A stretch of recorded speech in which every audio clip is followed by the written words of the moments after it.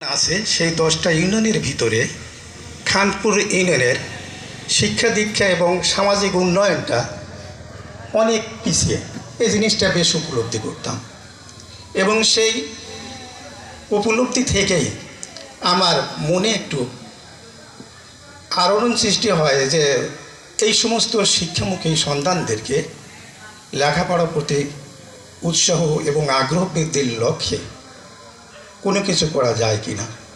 এবং সেই চিন্তা থেকেই সেই 2019 সালে আমি গঠন করেছিলাম মেধা উন্নয়ন ট্রাস্ট, যার মাধ্যমে এই এলাকার শিক্ষামুখী সন্তানদেরকে বৃত্তি প্রদানের ওসিলায় তাদেরকে শিক্ষার প্রতি আগ্রহ এবং উৎসাহ বাড়াতে। আজকে প্রায় 15 বছর অতিক্রান্ত হয়েছে। আজকের এই মঞ্চে দাঁড়িয়ে আমি সম্পূর্ণ ভিন্ন একটা চিত্র দেখছি, যেটা ওই সময় ছিল না।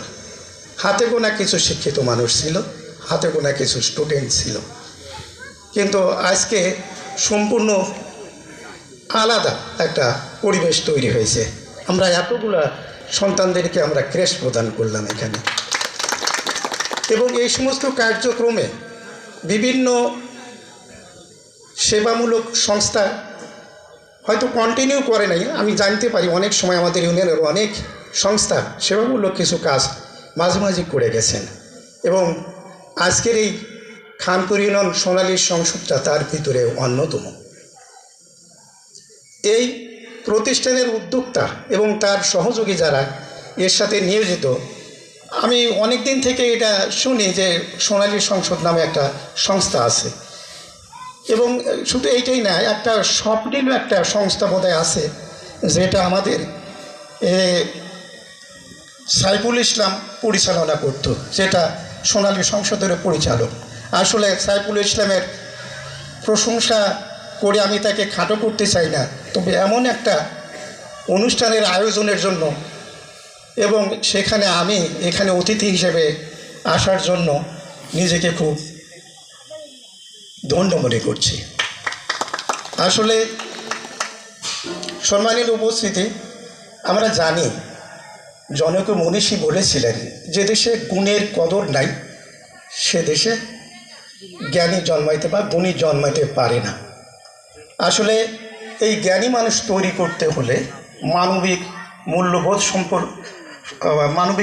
মূল্যবোধ সম্পন্ন মানুষ তৈরি করতে গেলে, নিয়মতান্ত্রিক পথে চলার মানুষ তৈরি করতে গেলে আমাদের যারা প্রবীণ আছি আমরা এই ইউনিয়নে, তাদেরকেই দায়িত্ব কর্তব্য মনে করেই এগিয়ে আসতে হবে।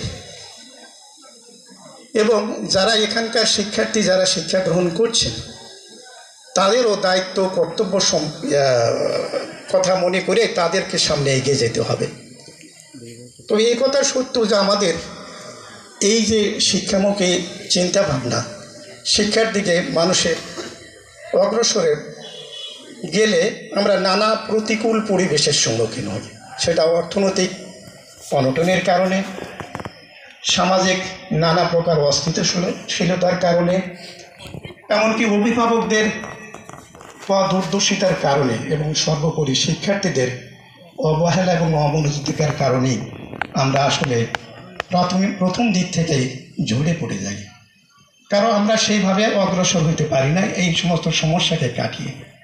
তো এই সমস্যাগুলো আসলে খুব যে বড় সমস্যা তা না, এগুলো হালকা সমস্যা। অনেকেই হয়তো আমাদের এলাকাতে নিম্ন শ্রেণীর মানুষ আছেন যাদের অর্থনৈতিক অবস্থা খুব একটা সচ্ছল নাই, তারা হয়তো চেষ্টা করলে বা তাদের যে সন্তান তারা যদি আগ্রহ বোধ করে, অন্তত প্রাথমিক শিক্ষাটা যেন আমরা এখানে বাদ না করি। এবং এর জন্য আমাদের অঞ্চলে বেশ শিক্ষা প্রতিষ্ঠান আছে, আবার এইটা করতে এত অর্থেরও প্রয়োজন হয় না। এটা হলো আমাদের